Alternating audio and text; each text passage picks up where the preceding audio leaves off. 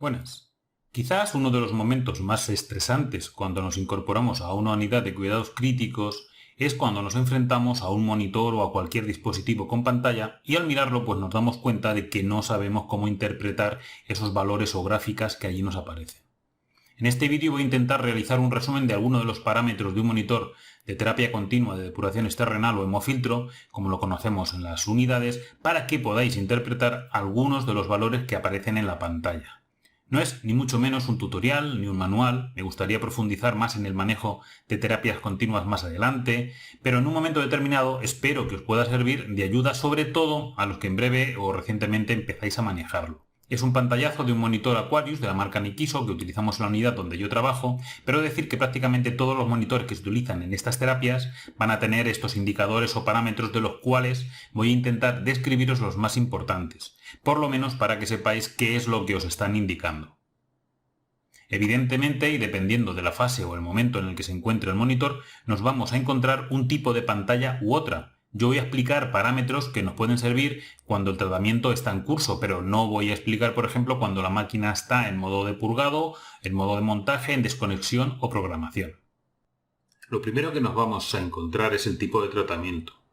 Es decir, el tipo de tratamiento que estamos aplicando al paciente, que puede ser una hemodiafiltración, una hemofiltración veno-venosa continua, un SCUF, una hemodiálisis veno-venosa continua. Siguiente que nos interesa es el flujo de sangre. ¿Qué nos dice el volumen de sangre que estamos sacando al paciente a través del saldo y a la cual vamos a aplicar el tratamiento programado? Se expresa en mililitros minuto. Otro parámetro muy importante, la presión arterial o de entrada, que mide la presión que se produce como consecuencia de la succión de la bomba de sangre para extraer del paciente el flujo de sangre requerido. Es decir, el trabajo que cuesta extraer ese volumen de sangre a través del saldo o del catéter que estemos utilizando para aplicarle el tratamiento. Al ser una presión de succión siempre va a ser negativa, habitualmente pues entre menos 50 y menos 150 mililitros de mercurio. Por tanto, a mayor velocidad de la bomba de sangre, más negativa será. Otro parámetro importantísimo es la presión venosa de retorno o posfiltro y corresponde a la presión con la que la sangre retorna al paciente. Se debe mantener alrededor de unos 100 milímetros de mercurio, oscilando sus valores normales entre 30 y 180 milímetros de mercurio. Luego, si pulsamos la tecla Más información, podemos ver la presión per filtro, que mide la presión resultante al pasar la sangre de la línea de entrada o línea arterial, que tiene un calibre ancho, hacia los capilares del filtro, que tienen un calibre más estrecho. Es decir, la presión que hay que hacer para poder introducir la sangre en el filtro. Siempre es positiva, y sus valores aceptables oscilan entre 50 y 200 milímetros de mercurio. Va a ser un gran indicador del estado del filtro, ya que si observamos que progresivamente va aumentando, quiere decir que los capilares del filtro se están coagulando y podríamos anticiparnos a la coagulación total del circuito, retornando la sangre de las líneas al paciente.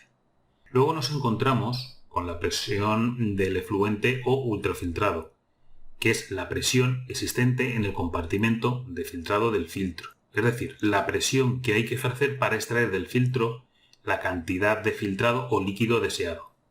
Puede ser positiva o negativa, y por sí sola también nos da una idea bastante aproximada del estado del filtro. Si es positiva, pues sería un signo de buen estado del filtro. Si es negativa, quiere decir que para obtener la cantidad de filtrado prescrita, la bomba del efluente tiene que realizar un trabajo de succión y por tanto nos aparecerá una presión negativa o que se va negativizando.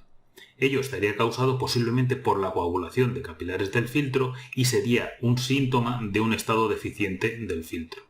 Luego nos encontramos con la presión transmembrana, que no tiene una medición directa a través de ningún sensor, sino que se obtiene de una fórmula en la que intervienen el resto de presiones.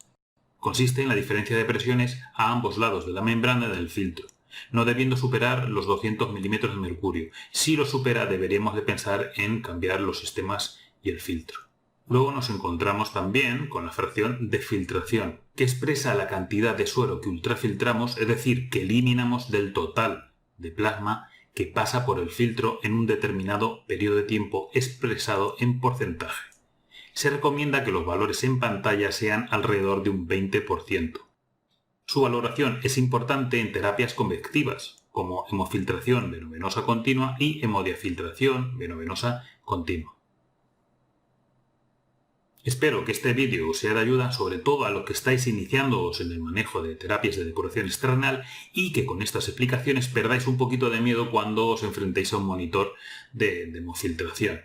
Si os ha gustado, por supuesto, dadle un like, compartirlo a toda aquella gente que penséis que le puede ser útil. Un saludo y hasta pronto.